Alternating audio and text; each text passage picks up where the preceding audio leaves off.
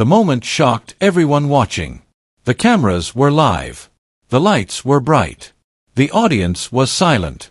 And then T.D. Jakes leaned forward, raised his hand, and said words no one expected to hear on a faith-based broadcast. "Sit quiet, actor. This conversation is above you." For a split second, time froze. Jonathan Roumie, the man known across the world for portraying Jesus, sat perfectly still. No smile. No reaction. Just calm eyes and a steady breath. The host glanced nervously at the camera. Producers behind the scenes exchanged panicked looks. Social media feeds began exploding in real time. Millions were watching this unfold live. Some expected Jonathan to defend himself. Others thought he might walk off the set. A few even waited for an argument, a clash of egos between faith and fame. But what happened next was something no one could have predicted. T.D. Jakes was a towering figure in the room, confident, commanding, accustomed to respect. His voice carried authority. His presence filled the studio. Jonathan, by contrast, looked almost out of place. Dressed simply. Hands folded. Listening more than speaking. And yet, there was something about his silence that felt louder than any words. The insult hung in the air like smoke. Just an actor. That phrase echoed in the minds of viewers everywhere. Was this about status? About titles? About who had the right to speak about faith? The tension became unbearable. Every second Jonathan remained silent pulled the audience deeper in. People leaned closer to their screens.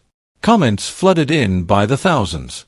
Some defended T.D. Jakes. Others were outraged on Jonathan's behalf. But everyone agreed on one thing. This moment was no longer just a TV conversation.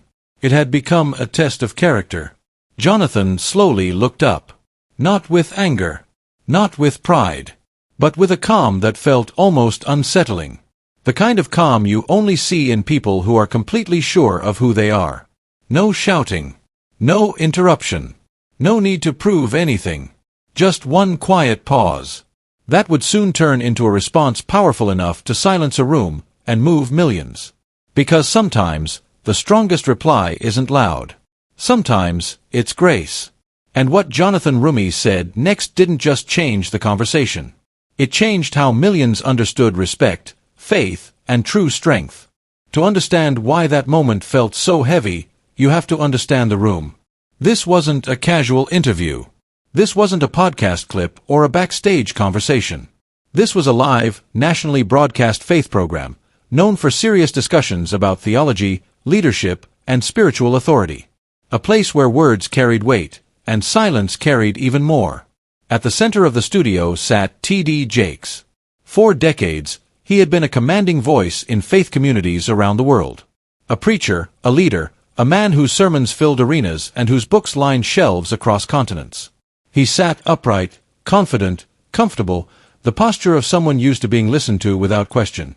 To his right sat other respected figures, scholars, hosts, moderators, all carefully chosen, all aware of the hierarchy in the room. And then there was Jonathan Roumie. He wasn't seated there because of a title in theology. He wasn't there as a pastor or a bishop. He was there because millions recognized his face. The actor who portrayed Jesus in The Chosen. The man whose performance had moved believers, skeptics, and seekers alike. Someone whose work had quietly reignited conversations about faith in a generation drifting away from it. But Jonathan didn't arrive with celebrity energy. No entourage. No dramatic entrance. No attempt to dominate the conversation. He arrived early. Shook hands with the crew. Thanked the staff. He sat slightly back in his chair, listening, observing, absorbing. As the broadcast began, the discussion moved through familiar territory. Faith in modern times, influence, responsibility, the power of voice. T.D. Jakes spoke with authority. The hosts nodded. The audience leaned in. Jonathan listened. Not because he had nothing to say, but because he believed listening mattered. At one point, the conversation turned toward representation. How faith is portrayed in media. How stories shape belief. How images influence hearts. This was Jonathan's world. The host glanced toward him and gently invited him to speak. Jonathan leaned forward slightly. He didn't rush, didn't interrupt. He waited for the exact moment to enter the conversation respectfully. And that's when everything shifted. Before Jonathan could fully finish his first sentence, a hand rose sharply in the air. T.D. Jakes. The movement wasn't aggressive, but it was decisive. A clear signal. Stop. Jonathan froze mid-thought. The room felt suddenly smaller. T.D. Jakes turned slightly in his chair, his tone firm, controlled, unmistakable. And then came the words that would echo far beyond that studio. Words that weren't shouted, but didn't need to be. Sit quiet, actor. This conversation is above you. The hosts stiffened. One of them opened his mouth, then closed it again. The cameras stayed rolling. Jonathan slowly leaned back. Not offended, at least not visibly. Not angry. Just still. In the control room, producers exchanged uneasy glances. They knew this wasn't just awkward television. This was live. There would be no edits. No retakes. No cutting around the moment. Viewers at home felt it instantly. Some gasped. Some frowned. Some leaned closer to their screens, sensing that something important had just happened. The insult wasn't loud, but it was layered. Actor. Not by profession, but by dismissal. As if faith could only be spoken by those with the right titles. As if lived experience, study, and sincerity suddenly meant nothing. Jonathan's hands rested calmly in his lap. He didn't argue. Didn't roll his eyes. Didn't shift uncomfortably. He stayed present. And that choice, to remain composed under public disrespect, quietly transformed the energy in the room. Because while authority had spoken, character was about to answer. And no one watching realized it yet. But the next words Jonathan Roumie would speak were about to redefine the entire moment. The silence that followed was heavier than the insult itself. It wasn't the awkward kind of silence. It was the kind that presses against your chest. Jonathan Roumie sat still, eyes forward, breathing steady. The cameras zoomed in slightly, catching every micro-expression. Across from him, T.D. Jakes continued speaking, as if nothing unusual had happened. He resumed his point about doctrine, authority, and responsibility. But the energy in the room had already shifted. No one was fully listening anymore. The hosts nodded automatically, yet their eyes kept drifting back to Jonathan. The audience felt it too. Something was unresolved. Online, the reaction was instant. Comments poured in by the thousands. Did he really just say that? That was unnecessary. Why cut him off like that? He's just an actor. The divide grew sharper by the second. Some defended T.D. Jakes, saying hierarchy mattered. Others questioned why humility seemed absent from a conversation about faith. But Jonathan remained quiet. Not because he was silenced, but because he was choosing his moment. The host attempted to steer the conversation forward, hoping to smooth the tension. He asked another question. T.D. Jakes answered. Yet every response now carried an edge. What was meant to be a thoughtful discussion had turned into a quiet standoff. Authority versus restraint. Then something unexpected happened. One of the panelists glanced at Jonathan and gently said, "Jonathan, would you like to add anything?" The room froze again. This time, all eyes turned toward him. Jonathan looked up slowly. Not rushed. Not hesitant. He adjusted his posture, leaned forward just enough to signal intention. But not confrontation. Before he could speak, T.D. Jakes interjected once more. "Let's stay focused," he said firmly. "This is a serious theological discussion." The message was clear. You don't belong in this lane. A murmur rippled through the studio audience. The cameras caught it. The tension deepened. Jonathan paused. For a moment, it looked like he might step back again. But then he inhaled. Not sharply, not defensively, but deliberately. And that breath alone changed everything. Because it wasn't the breath of someone preparing to fight. It was the breath of someone grounded. When Jonathan finally spoke, his voice didn't rise. It didn't tremble. It carried calm, the kind that demands attention without asking for it. "With respect," he began. 2 simple words. No accusation. No edge. Just respect. The room leaned in. "I understand the importance of theology," Jonathan continued, choosing each word carefully. "I also understand the responsibility that comes with speaking about faith publicly." T.D. Jakes watched him now. Not dismissively, but attentively. Jonathan didn't look at the cameras. He didn't look at the audience. He spoke directly to the table, as an equal human being. "I didn't come here to teach," he said. "I came here to listen, to learn, and to share what this journey has taught me." A beat. Another pause. Then he added something that no one expected. "I play a role on screen. But faith isn't a role I step into and out of." The studio went completely still. Jonathan continued, his tone gentle but unbreakable. "I study Scripture because it humbles me, because it challenges me, because it reminds me how little any of us truly know." Somewhere in the audience, someone whispered, "Wow." Jonathan didn't stop. "And if my words ever lack authority," he said, "let them at least carry sincerity." The hosts sat frozen. The panelists stared. T.D. Jakes leaned back slightly in his chair. Not offended. Not angry. But visibly recalibrating. Jonathan wasn't defending his status. He wasn't demanding respect. He was offering something far more powerful. Perspective. In that moment, the conflict wasn't about titles anymore. It wasn't about who had the right to speak. It was about how someone speaks when challenged. And millions watching at home felt it.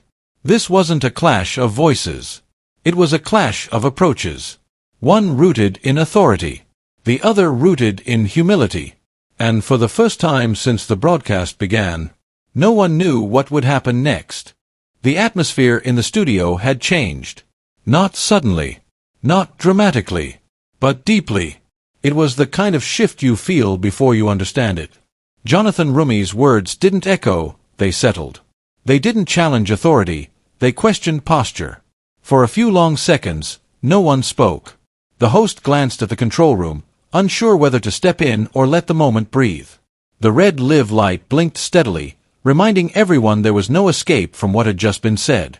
T.D. Jakes sat back in his chair. Not defensive. Not dismissive. Thinking. That alone surprised people. Because moments earlier, the hierarchy in the room had felt fixed, immovable. Now it felt fluid. Jonathan didn't press further.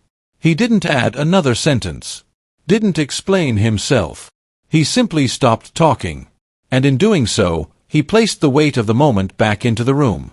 The audience felt it immediately. Social media, already buzzing, shifted tone. Comments that had been angry turned reflective. That was powerful. He didn't even raise his voice. This is what humility looks like. Why do I feel convicted right now? Back in the studio, one of the panelists cleared his throat softly. I think, he said carefully, there's something important in what Jonathan just shared. That sentence marked the true turning point. Because now, the conversation was no longer about Jonathan. It was because of him. The host nodded, grateful for the opening. We often talk about authority, she said, choosing her words with care.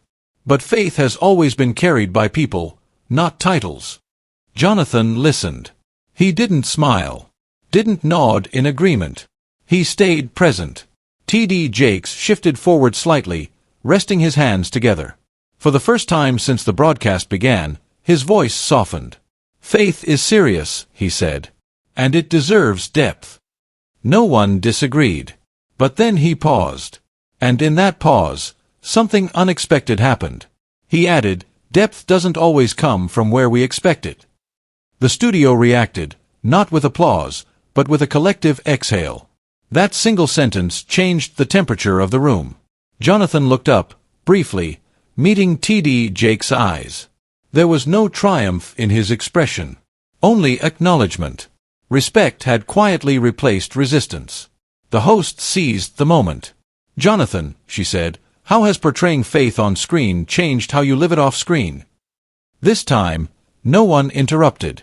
Jonathan took a moment before answering. When you carry a story that means something to people, he said slowly, you become very aware of your responsibility. It teaches you restraint. It teaches you listening. And it teaches you that faith isn't proven by how loudly we speak, but by how carefully we act. The camera cut to the audience.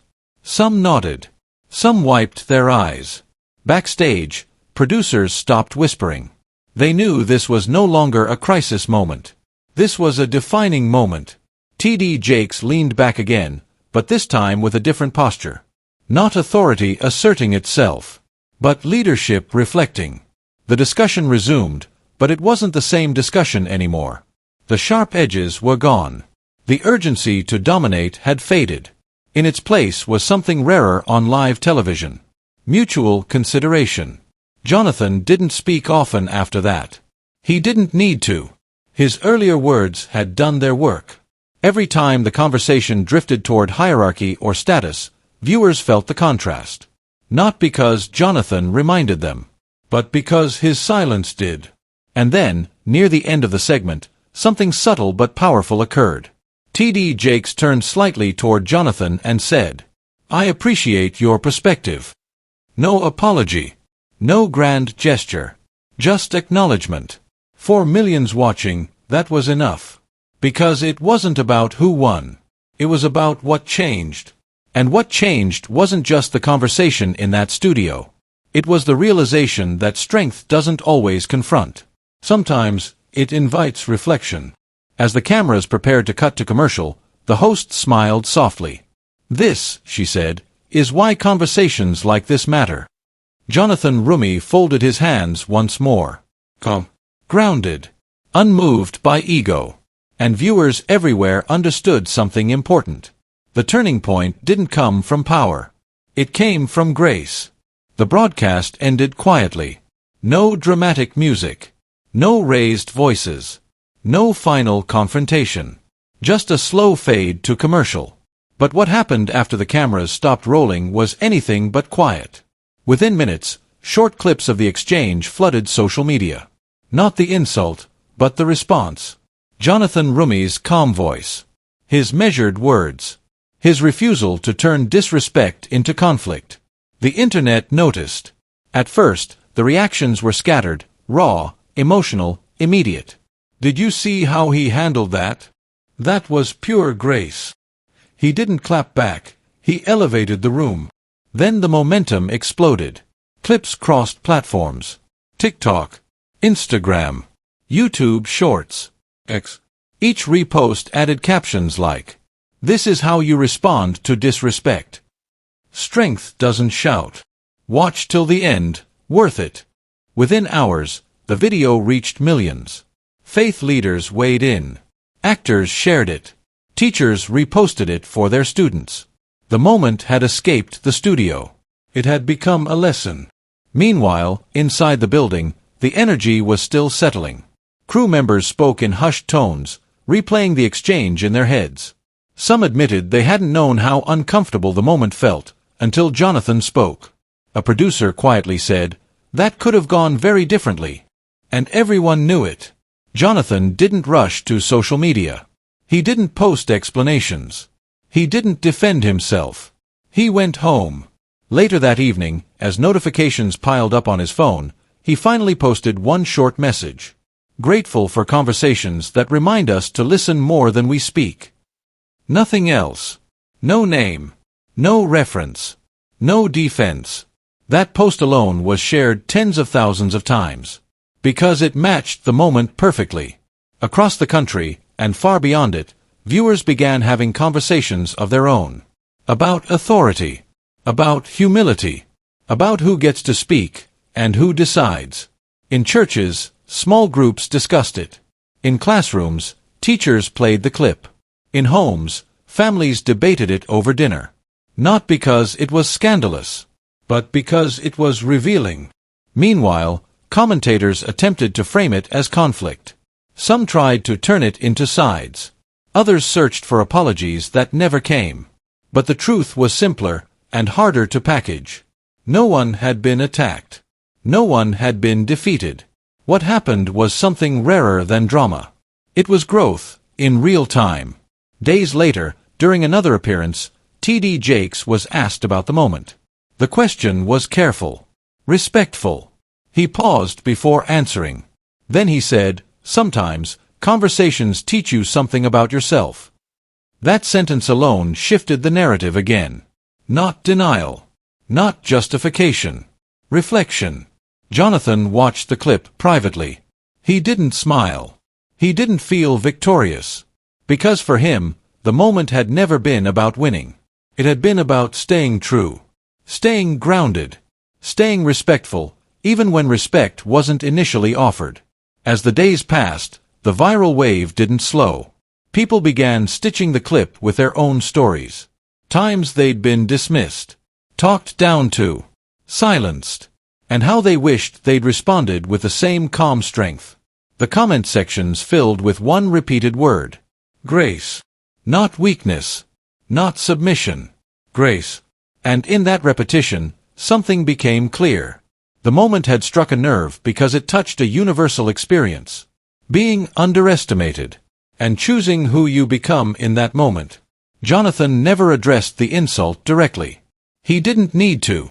The world had already seen everything it needed to see. Because sometimes, the loudest impact doesn't come from a comeback. It comes from composure. And sometimes, the moment that goes viral isn't the moment of disrespect. It's the moment dignity refuses to leave the room. As the noise online slowly settled, something quieter began to happen. Away from trending clips and comment sections, the moment started to sink in. Not as drama, but as reflection. Jonathan Roumie returned to his routine. Early mornings. Script readings. Private study. Conversations with close friends who knew him long before cameras ever followed him. When asked about the incident in private settings, he didn't replay it. Didn't dissect it. He simply said, "Moments like that tell you who you are, if you let them." There was no bitterness in his voice. Only clarity. He understood something many people miss. Public moments pass quickly, but private responses last. Meanwhile, the conversation within faith circles continued to deepen. Not as controversy, but as examination. Leaders began discussing tone, language, the difference between authority and humility. Seminaries referenced the clip, not as an example of error, but as an example of restraint. "How do you respond?" one professor asked his class. "When your identity is reduced to a label?" The answers varied, but they all circled back to the same idea.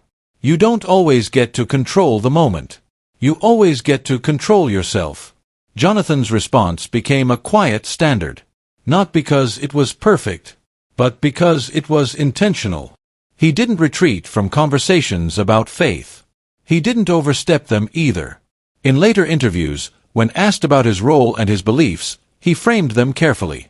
"I'm still learning," he said once, "and I hope I always am." That sentence resonated, because learning requires humility, and humility doesn't need to announce itself. On another program weeks later, Jonathan was invited again to speak about faith and storytelling. This time, the host introduced him differently. Not as just an actor, but as someone who carried stories with responsibility. The shift was subtle, but meaningful. Jonathan noticed it. He didn't comment on it, but he felt it. Across the broader audience, something else changed too. Viewers who had felt dismissed in their own lives saw themselves in that moment. Not in the insult, but in the response. Emails poured in. Messages from teachers, from parents, from young people struggling to be taken seriously. They didn't thank Jonathan for speaking loudly. They thanked him for staying calm, for showing that dignity doesn't disappear when challenged. It reveals itself. As for the studio where it all happened, things moved forward as they always do. Shows continued. Guests came and went. But those who were present that day remembered it. Not as a mistake. Not as a clash. But as a reminder. That live television doesn't just reveal opinions. It reveals posture. And posture, once revealed, invites growth, if you're willing to accept it. Jonathan never framed the moment as a victory. He never claimed moral high ground. Because resolution doesn't always come with applause. Sometimes it comes with peace. The kind of peace that lets you walk away knowing you didn't compromise who you are. And that, in the end, mattered more than any viral clip. As the story continued to circulate, the narrative quietly shifted. From what was said, to what was shown. From insult, to insight. From reaction, to reflection. Jonathan Roumie didn't change the world that day. He did something smaller, and far more difficult. He stayed himself, under pressure. And in doing so, he left behind something lasting. A standard. One that didn't demand agreement. Only awareness. In the end, this story was never really about a television moment. It wasn't about a title. It wasn't about who held authority in the room. And it certainly wasn't about winning an argument. It was about something far deeper. How a person chooses to show up when they are underestimated. Jonathan Roumie didn't raise his voice. He didn't demand respect. He didn't remind anyone of his success, his influence, or his platform. He did something quieter. He stayed grounded. And that choice revealed a truth many people forget. Respect isn't taken. It's demonstrated. In a world that rewards dominance, speed, and sharp comebacks, humility often looks weak at first glance. But when the noise fades, humility is what remains. That's why this moment stayed with people. Because almost everyone has been in a room where they felt dismissed, talked over, reduced to a label. Just an employee. Just a student. Just an actor. And in those moments, the temptation is always the same. To prove your worth. To fight back. To correct the narrative. To defend your identity. But Jonathan's response showed another way. He didn't deny who he was. He didn't argue for a seat at the table. He simply spoke from character. Not ego. And character speaks even when words stop. That's the real lesson here. Power can silence people. Authority can interrupt conversations. But neither can manufacture dignity. Dignity comes from alignment. Between what you believe and how you behave when tested. True strength doesn't humiliate. True wisdom doesn't rush. And true faith doesn't need to belittle others to stand tall. What made this moment unforgettable wasn't the insult. It was the restraint that followed it.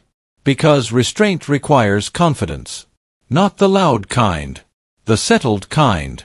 The kind that knows you don't have to be recognized in every moment to remain whole. Jonathan Roumie reminded millions that humility is not submission. It is self-control. And self-control is one of the rarest forms of power. This story matters because it reflects a choice we all face. Every day. At work.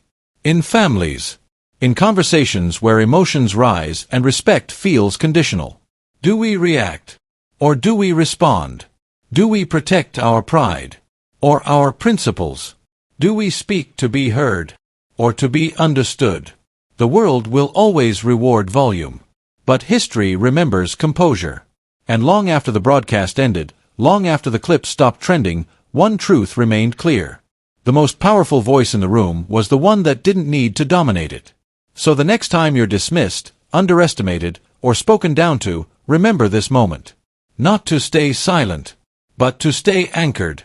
Because when you remain anchored, no insult can move you. And when you remain anchored, your response becomes a mirror. Showing others who they are, without you ever having to say it.